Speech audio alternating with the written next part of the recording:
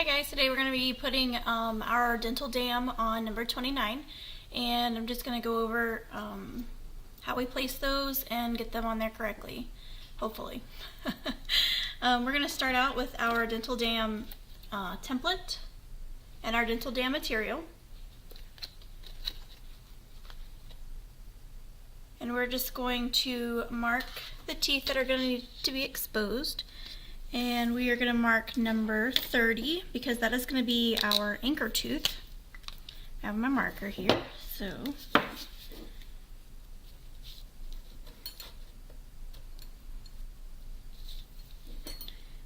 and then we want to expose our working tooth number 29, number 28, as well as number 27.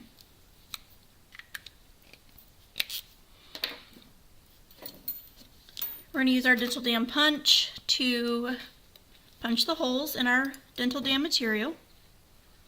We're going to use the number 5 for our anchor tooth.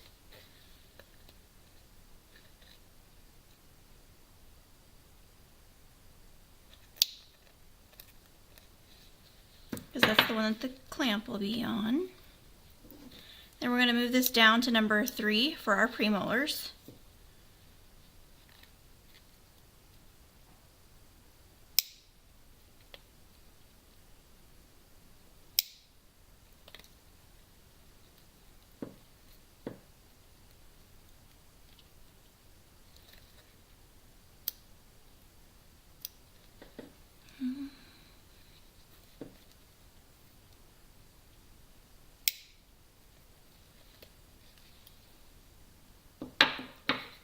Okay, and next we are going to take a look at our winged molar clamp, and we have 2 pieces of floss. The first one, we're just going to give the teeth a quick floss to make sure there's nothing in between there, because we're going to be putting some material in between there. We want to make sure that nothing is going to be preventing that from going in there, and we don't want to shove any additional items down into the gingiva. So our second piece of floss is going to be used as a ligature for our dental dam clamp, so our patient doesn't swallow it in case it happens to pop off during their procedure. That way someone can act quickly and grab it and have something to grab a hold to with this string here. Okay, so now we're going to take our clamp and we are going to take it and place it on our anchor tooth, which is number 30. And we are going to place it from the lingual side to the buccal side. That way we get it on there nice and snug without too much pressure. We're going to try to line up our circles where our dental dam forceps, our clamp forceps are going to sit. And that looks pretty straight. So now for the fun part, we're going to try to stretch our dental dam material over our dental dam clamp, and hopefully everything goes the right way. So you're going to try to slip this right over here and over the wings.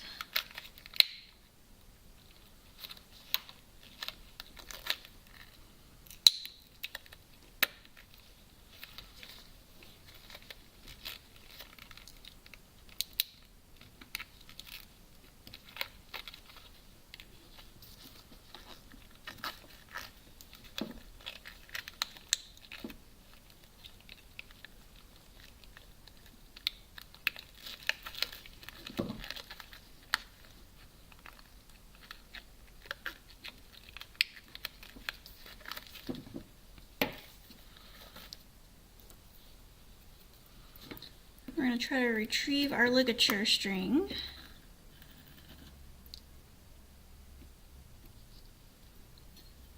We are going to bring some of this material over number 30 and get it snug inside there.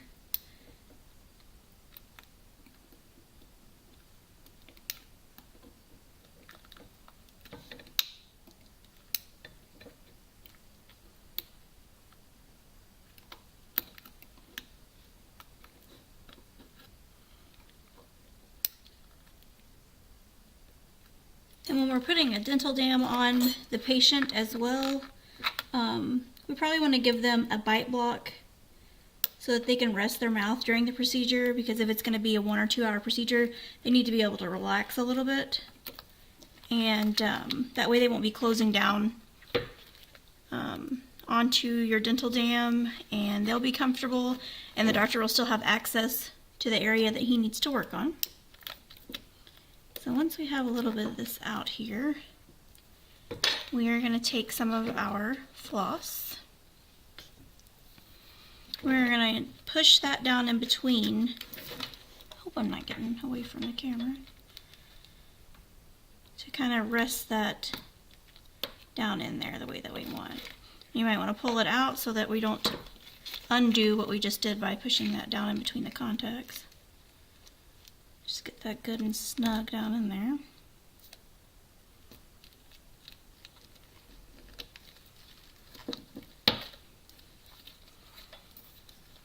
Okay, now we're going to try to get our frame on there.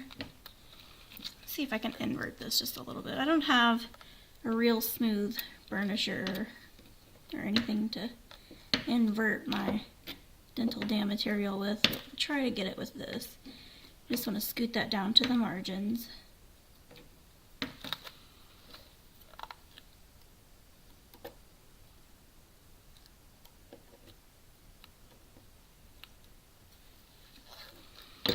Okay, now we're going to take our dental dam frame, and we are going to try to get this to be straight as possible with our patient's face, and to get this rubber dam away from the patient's face.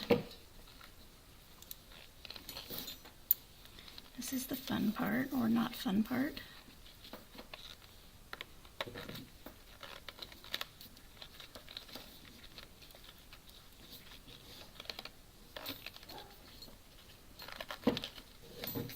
Try to get this started, and then we'll straighten it up as we go, I think, maybe. Oops, sorry, patient.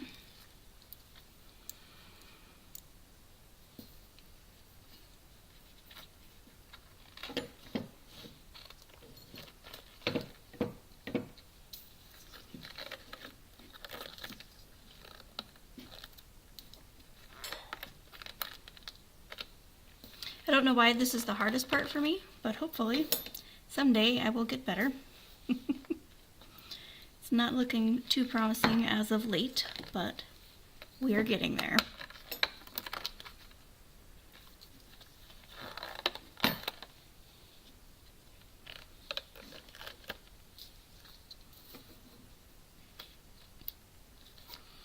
Okay, now that we have it semi-straight, I'm going to tighten it up a little bit to get that pulled away from the teeth.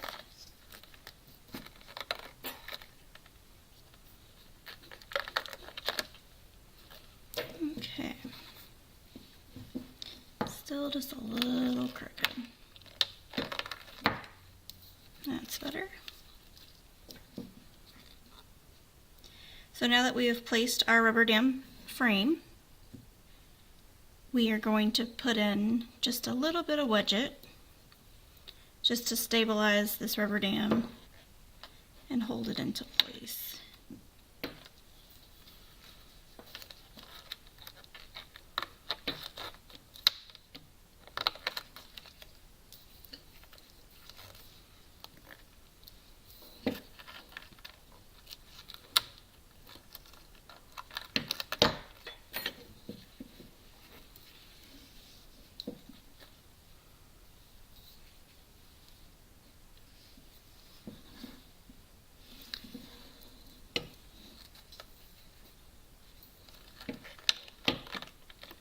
Still just a little crooked.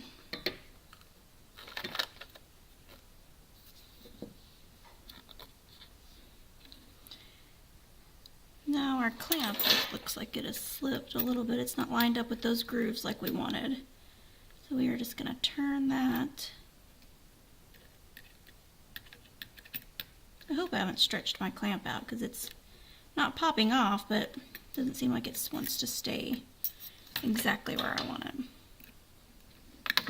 And we'll get that material scooted back down between there.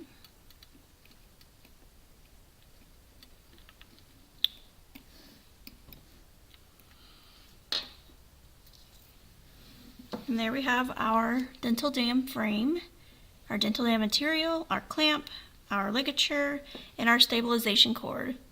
And when we're ready to take this off, then we will use our crown and bridge scissors. And then we are just going to cut the septums so that we're not splattering a bunch of stuff as we try to pop it loose from there. And after we have cut that, we will take our dental dam forceps, remove that, and our widget, of course. We'll pull it tight, and then it will floss right back out of there. And we'll be ready to remove the rubber dam material.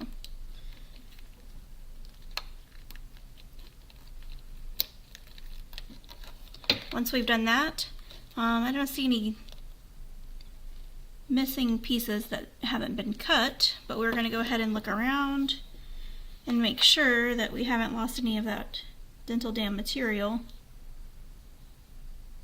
in between the teeth. So once we've done that, we will give it an additional quick floss, and that will complete our procedure. Thanks.